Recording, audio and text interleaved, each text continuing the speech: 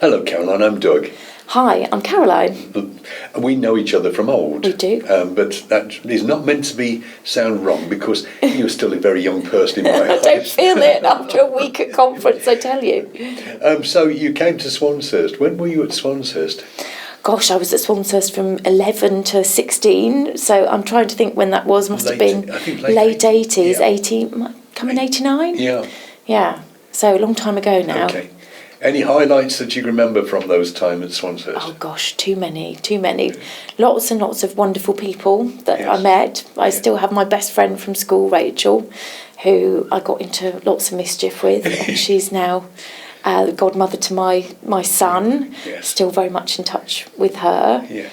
I suppose meeting Rachel was quite a sort of big moment because her mum was involved in politics, and I think it ignited a kind of lifelong interest in politics, really. Yes. And then, of course, working with you on the school newspaper in the Birmingham Post and Mail. And I think we did it for quite some time. I think we did it probably for a couple of years, didn't we? We did. Yes. And it was... Mrs. Barclay. Yeah, and it was amazing because it was the first time, actually seeing your work in print. Yes. And actually it was in a real newspaper, it was in the Birmingham Post, so it sort of felt very official. And I think that I'd always wanted to be a journalist, or I had an aspiration to want to be a journalist. Mm. And I think from about the age of 13, I sort of knew that's what I wanted to do. And I pursued that interest ruthlessly, basically, for the next however many years. But I mean, the school newspaper was but so many memories of so many much fun that we had. And we were talking before about the plays that we put on the Helen of Troy. The Helen of Troy play that we put on. I have no idea how that came about, but no, it was that weird idea. I think I can't even remember why I wanted to do it, but we did it on the grass. We did. It was quite a big production, wasn't it? It was, that was special as well. And then I remember getting intrinsically involved in a campaign to try and get you to win Teacher of the Year, which involved me largely galvanising lots of students to write obsessive lists with your name over and over and over again, which I think we did for a couple of years. And I came second, but that wasn't quite good enough. I'm very sorry to let you down. But was that BRMB? Yeah, I think it was BRMB. Yeah, yes. I remember that. I mean, I remember all the other productions that we did. I think I was involved in the school orchestra. Oh, right. What did you play? I played the drums. Of course and the timpani. Just crashing around. Didn't really have a musical bone in my body, but did my best to try and contribute because I had friends in the orchestra. And I mean, just so many happy memories. Yeah. You and Rachel were my go-to people. If ever I was doing anything crazy, you two would be my first port to call, I think. That sounds like us. That definitely sounds like us. Yeah. What did you do at A-level? So I left here and didn't go to the sixth form here. I went to Cadbury College, and I did. Now what did I do? English, history. Politics, French and general studies. You realise that's put an arrow into my heart there. Yes, I did do history. I loved history, as you know. You and Mrs. Smith were our favourite teachers. We always recall that we loved having you. And I think you pretty much taught me history the whole time I was here. I can't remember about the year 10 and 11. I certainly did from 7, 8 and 9. I can't recall of another history teacher while I was here. But yes, and I mean I loved history. I loved doing politics as well. So did 5 A-levels at Cadbury and had some great times there as well. Did you do anything to do with journalism at Cadbury's at all? Not that I remember. I was trying to think about this then. I think I was doing bits of work experience every now and again. Yeah. I went to do... In fact, it was actually while I was here. I did Central Television. Oh, did you? Yeah, I did Central TV as my work experience. Which was year 11, I think, or perhaps year 10, perhaps. That's right. Yeah. So I did that here.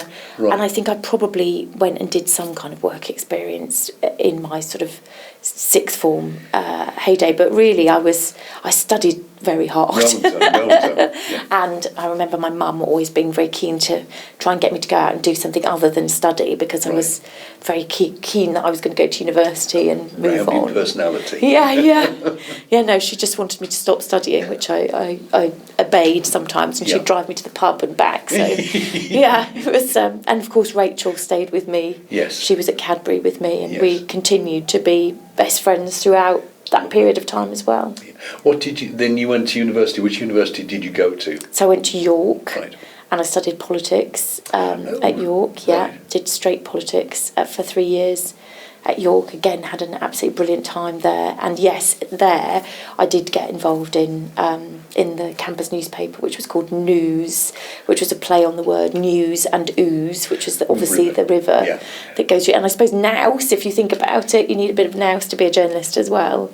And I started as the political editor of that publication, and then eventually became the editor, which I did for 2 years, with my friends that I met there, basically, and that was a great experience. Yes. Did you get to meet politicians at that point of your career, or? Not really. I think we met somebody called Lady Olga Maitland. I don't even know if that rings any bells. No, not at all. No. She was a Tory that came to campus, and the local student Tory group got very excited about her coming, and did all sorts of extraordinary things to try and capture her attention, which precipitated a big story. I remember in the campus newspaper with the headline, "What's the story, Campus Tory?"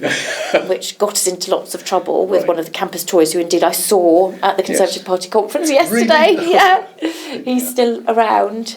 But no, not really. I mean, we wrote about student politics really more than anything else. It wasn't desperately interesting. Actually, I think I did interview William Hague for that paper at one point, because he was not very far away in Richmond, so we went to his constituency and interviewed him. Lovely. I think he must have been the Tory leader at the time. Yes, so, he would have been, wouldn't he, about that time? Yes. So I suppose that's the one, but I mean, compared to how many politicians I deal with on a day-to-day basis now, it wasn't a huge number, but yeah.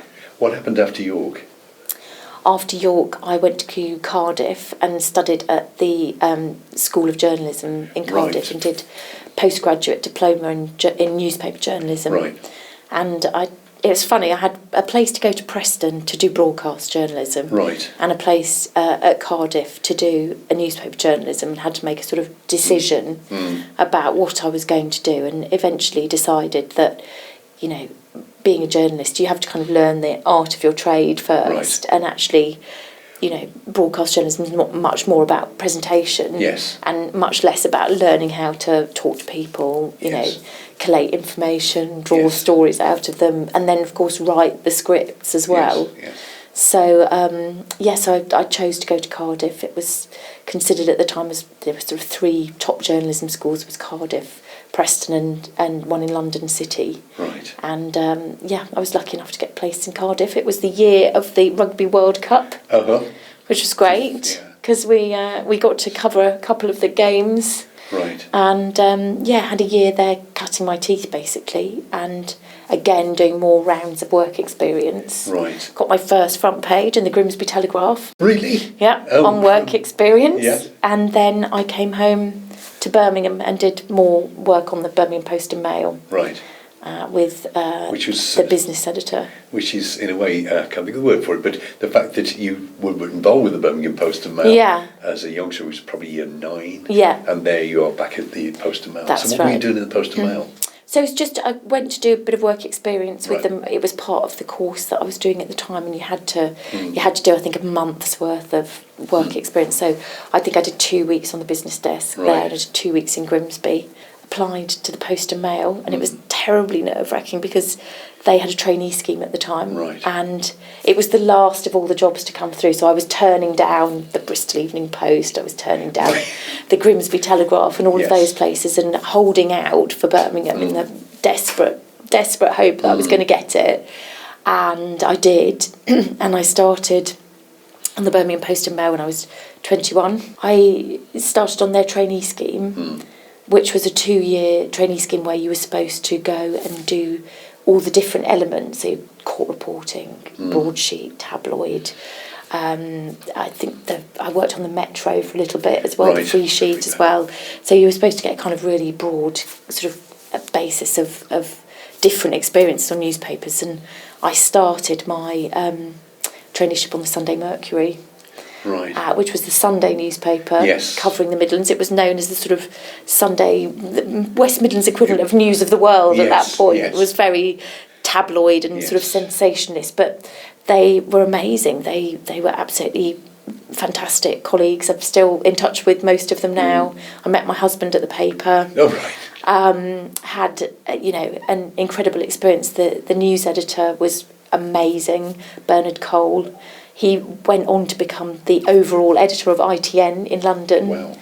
And he was incredibly inspirational. And so I stayed there, rose up the ranks a little bit, became sort of chief reporter for the Sunday Mercury. They took me after the trainee scheme and said, we want you to come and work with us, which I did. And, got lots of front page stories that went absolutely viral, some of them, and front page stories that then ended up on the front pages of the national newspapers. So I remember did an investigation that basically exposed the fact that there were 6 serving BNP members in West Midlands Police. And got into lots of trouble with West Midlands Police. Really? You think they'd be pleased? No. I got summoned to see the Chief Constable on more than one occasion and told off the stories that we were publishing. And have great fond memories of him coming in and saying, can't you write some positive stories? I said, fine. If you want to give me some positive stories, I'll write them. And the first story he gave me was about the diversity in West Midlands Police and how they had just employed their first one-legged police officer, which we put on the front page of the Sunday Mercury, and it went into every national newspaper. And I don't think he was that happy with it in the end, because it was widely ridiculed as being slightly a strange decision. It must have been, the Mercury was a very good paper. The Birmingham Post were a good paper. How long did you stay with the Mercury? I'm trying to think now. I left Birmingham again in 2004. So I must have done 3 or 4 years here. And what happened next? So I decided, I think, pretty early on in my career that I wanted to go into the lobby. The lobby was the kind of halcyon job in journalism. The lobby is covering Westminster politics. So you're based out in Westminster? Based in Westminster, covering all of the kind of political news. And I quickly decided that this was going to be the best job you could possibly get, which it has been, because you cover everything. You're not kind of pigeonholed covering education or health or the police force. Or the police force. You can cover, we cover home affairs, and I guess that's demonstrated by the fact that when we come to conference here, in the last couple of days, I've seen the Home Secretary, I've seen the Health Secretary, I've seen the Defence Secretary, I've seen, and so you get to cover just the broadest range of subjects you could possibly do. So I started in the lobby 18 years ago. I was working at the time for Northcliffe Newspaper Group, which was it was the sort of subsidiary actually of the Daily Mail Group, and it was the regional lobby. So I was covering papers in Grimsby, Scunthorpe, Hull, South Wales, and Lincoln. So I was covering the local papers, so getting to know all the local MPs, which was fascinating, because at the time in Hull we had the people like Alan Johnson, David Davis, John Prescott, and then down in South Wales we had Peter Hain. So we had some quite big hitters from the kind of New Labour era. And it was great because actually, as you will know, when you work for a regional paper, there's a lot more trust between journalists and their regional titles. And so I got to know some of the biggest politicians of the day who knew me as, the local reporter. And I got to know them quite well. So I got to know Alan Johnson, obviously did lots of different jobs, but eventually became the Home Secretary. I knew Alan very well, and Alan would, I remember being in an antenatal class when he was I was about to give birth to my first child, and he'd just been made Home Secretary, and I remember literally sitting on the floor kind of mooing or doing whatever you do, and the phone rang, and it was Alan telling me that he'd become Home Secretary, and wanted to let me know, because obviously it was a great achievement. But I did that for a long time. I did it for 10 years, that job, and loved every minute of it. Right, so 2014-ish. 2014-ish, I got a big break. Right. And went from being a regional journalist, I was just a Westminster correspondent, and I became political editor of the Sunday Express. Right. At that point. Right. So that's my first big Fleet Street national job. Newspaper. Yeah, and that was an interesting time. If you remember 2014. Right. It's never really the political. You've got coalition governments involved. So you've got coalition government. We had the Scottish referendum. Right, of course you would be. Yes. Yeah. Then we went into the 2015 general election pretty soon after the Scottish referendum, and then of course David Cameron said in that 2015 general election that he would have a referendum on leaving the European Union. Yes. And so almost as soon as that general election was over, we walked into the Brexit referendum, which was, I mean, it felt like a long period of time, but actually it was only a year later that we had the referendum on leaving the EU. And it was interesting times working on a paper that was extremely fervent in its belief that leaving the European Union was a good idea. Right. And had some fairly uncomfortable conversations about that. Yes, because you've got to be objective. You have to be objective, and you've got to stick with your newspaper guidelines. Yeah, and the Prime Minister was campaigning for Remain. Yes. And, I remember lots of quite difficult conversations during that period about the stance the paper was taking on all manner of things. Yes. But I stayed there until 2017.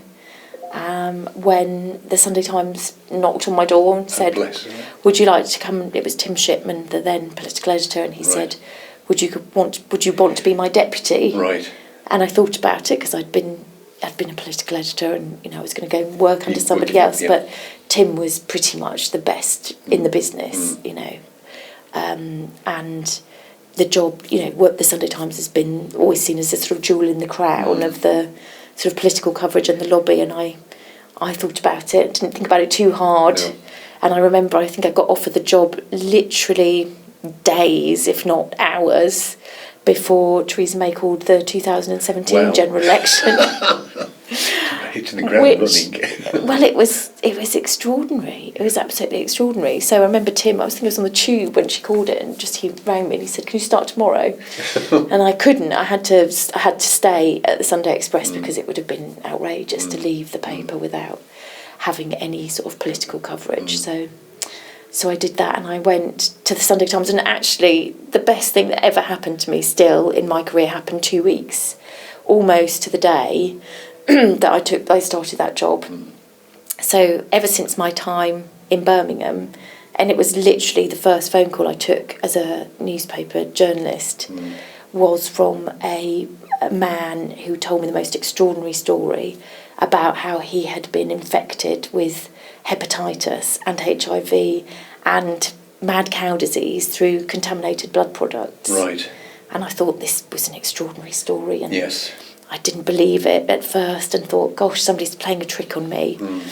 And that started for me a 20-year campaign with the victims of the contaminated blood scandal. Right. And I took the campaign with me to all the different papers that I went to, and eventually we had a national newspaper campaign at the Sunday Express. And during that 2017 election, by this point, I was much more well known in the kind of Westminster arena. I got all of the opposition parties to put in their manifesto that if they won, they would have a public inquiry. And they did. Yes. And so I had Labour, the Lib Dems, and crucially, I had the DUP. Right. And the DUP had also put it in their manifesto. Right. And that was key, because if you remember that 2017 election, she lost her majority, and she ended up in a confidence and supply arrangement with the DUP. Therefore I had to listen to them. And myself, and she was a Hull MP, and she's subsequently become a dame in recognition of the work she did with me on the contaminated blood scandals, Diana Johnson. She and I bumped into each other in Portcullis House, as you do. It's a village. And she said, this is really interesting. We've got a majority now for a public inquiry. And I said, yes, we have. You need to write to the Prime Minister and tell her that she now needs to have a public inquiry because we can make this happen now. And it was a little story, literally on page 4, I think, of the Sunday Times, letter to the Prime Minister signed by Jeremy Corbyn, signed by whoever was the Lib Dem leader then. Gosh, there's been so many. Yes. But signed by every single party leader, including the DUP, the Green Party. And it appeared on the Sunday. And on the Monday, Diana Johnson made a statement in the House about it. And then the Speaker granted a debate on it, which was going to have a vote. And it was clear, because of the issue, that Theresa May was going to suffer her first defeat in the House of Commons, having squandered her majority and forcing her own MPs to vote against a public inquiry into what is clearly an obvious scandal. And I was sat in Portcullis House 2 weeks into the new job. Phone rang about 11:30 in the morning, and it was a Wednesday. Hello, Caroline. Will you take a phone call? Yes. It's a number 10 switchboard here. Right, I'm going to put you through to the Prime Minister's office. Right. OK. And got the phone call. Hello, Caroline, just wanted to let you know, congratulations. 2 weeks into your new job, you've got your public inquiry. Prime Minister's going to announce it at Prime Minister's questions. Right. You can't tell anybody. Right. Well, you can tell a few people, you've got to tell them. It can't leak out before then. So I phoned Diana Johnson. I said, I can't believe it. It's happening. And I phoned Andy Burnham, who's now the mayor of Manchester, because he'd also helped me. We'd concocted a plan that we were going to go to the police with a dossier of evidence and try and get them to investigate some of the doctors for negligence and went into the chamber, and there you have it. She announced the public inquiry, which is now about to conclude. Right. And a couple of weeks ago, after yet more bullying of the government, which really was bullying, I used to speak to the health secretary every day on the phone, we got to a point where we got the government to announce that they were going to give £100,000 to every one of the victims, because so many of them are dying and are, and are dying in poverty, really, really dying in poverty. And that money they should get very soon. And then hopefully next year we're going to see it all come to light and the government accept liability and to actually give them some closure on what went wrong, which is going to be a very big moment. Yes. Very big moment. Because you can't repair the damage of that, because the damage of that is so huge. Oh, huge. You can just make a contribution, because with the government now admitting their responsibility or taking responsibility. It's a huge step forward. So well done on that. Well, there's an amazing family in Birmingham, actually. One of the most tragic stories is here. A whole family, 7 brothers, and they were all infected. Well, some, I think 3 or even 4 now have died, and one is very, very, very ill. And, just seeing it through the prism of the suffering of the families, it's just unbelievable. So I'm now writing a book on that. Are you? Which I've now got to get done before Christmas. Okay, and it's going to be published? It is. It's being published by Headline. Right. And I'm meeting people tomorrow about selling the film rights. So. Okay. So it's a new departure for me into books and other things now, which is.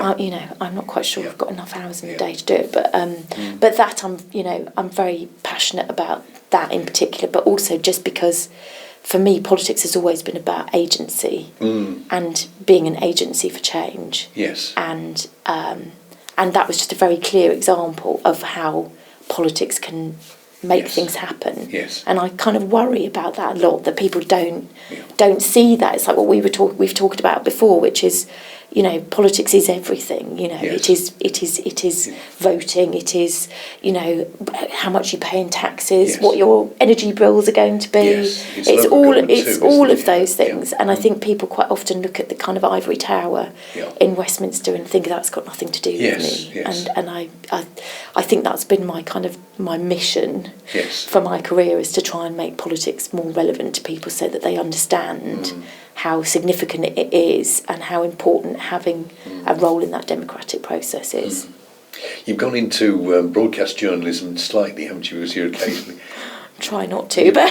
Is it BBC News 24? And, I do. I mean, I do whatever they ask me to do these days. I mean, my favourite is still doing Radio 4. Love doing... I love doing the Westminster Hour with Carolyn Quinn, because she's just such a wonderful woman, and I do pop up from time to time. I did more in my previous job because I had a bit more time, but quite often sort of popped up as a pundit here, there and everywhere. But I very much try and streamline it now to just doing the things that I really want to do, because I have these 3 amazing little people in my life, and they occasionally like to see me. Yes, I was going to say, I can do things as a teacher, but I had a wife behind me who would cook my dinner, and this is not meant to sound sexist, but I ironed shirts and made sure I'd got things ready. Whereas as a mother, to be able to do that and have 3 children to bring up, I think you're incredible. And drop a lot of plates, spin a lot and drop a lot.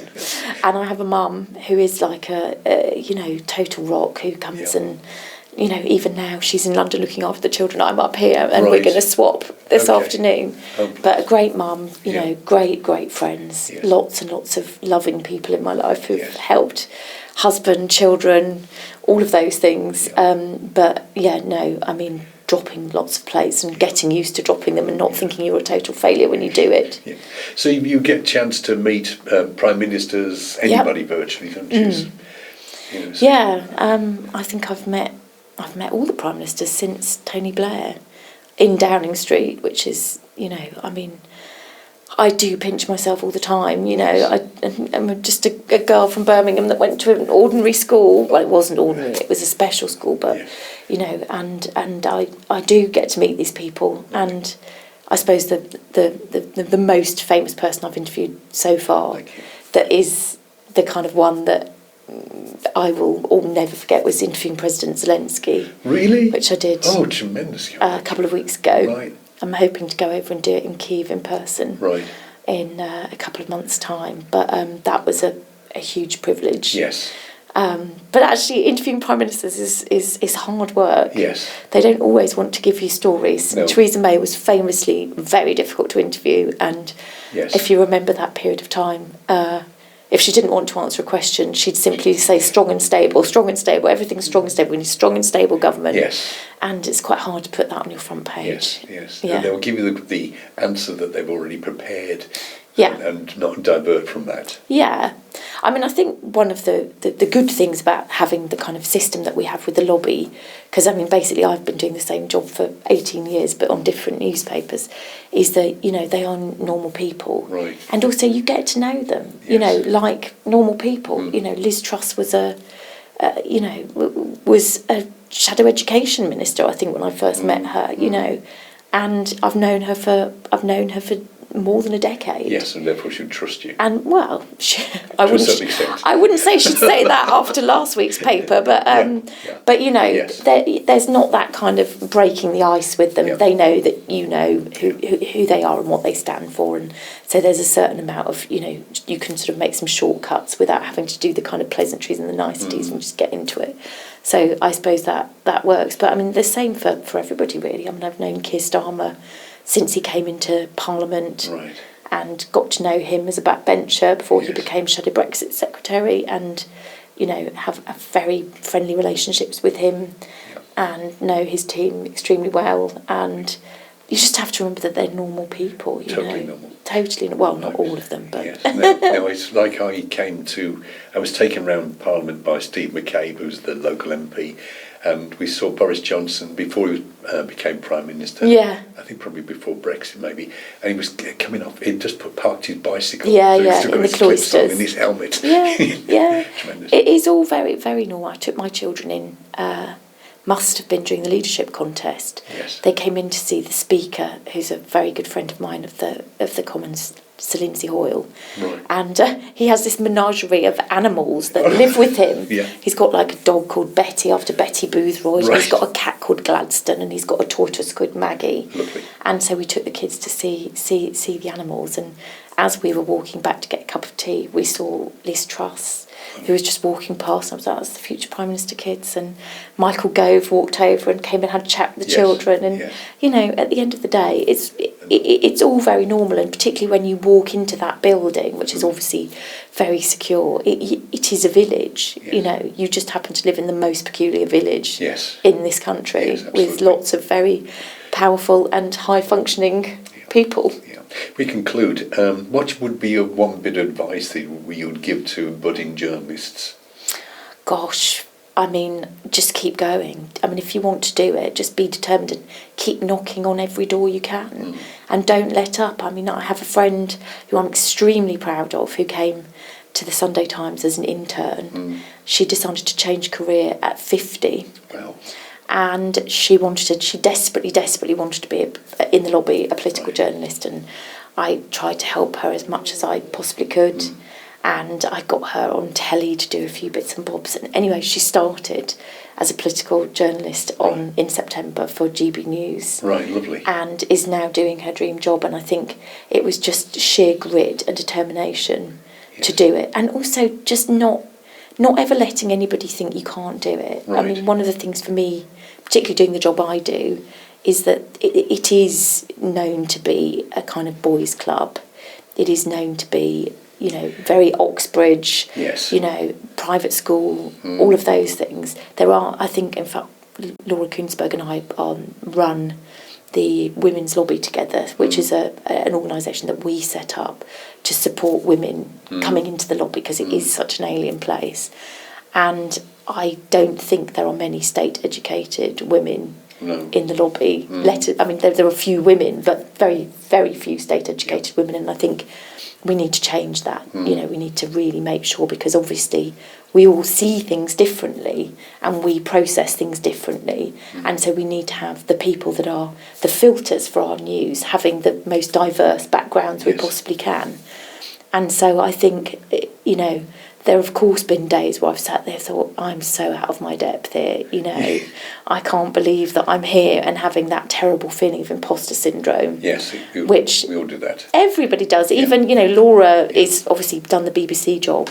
She did an event about last autumn, I think, where she talked to the whole room. In fact, we've all talked to the whole room about that feeling of imposter syndrome, and that it's actually very normal to feel that. But actually, you just have to kind of push that down and say, do you know what, I can do this. And I think that's, just don't be put off, just keep going. Yes, if you believe in yourself, you can make others believe in you, can't you, I think? You can, even if you have to fool yourself a little bit. You might not believe in yourself quite as much as the other people think you do, but as long as you can give off a semblance of self-belief, then I think, you know. And also being, you know, I mean, in our profession, you know, there's a lot of people with sharp elbows. Yes. And it's very competitive. And my mantra in life has always been that you attract more flies with honey than vinegar. And I've tried to do it That's lovely. In a sort of more, gentle way. Lovely. And actually, you know, winning friends along the way and supporters is one way of doing it. It's not the way many people do it, but it's one way of doing it, and it's the way that I've sort of done it, I think. Yes. This has been pure indulgence. I've set this up, but it's been 30 years since I've seen you. I am so proud of you.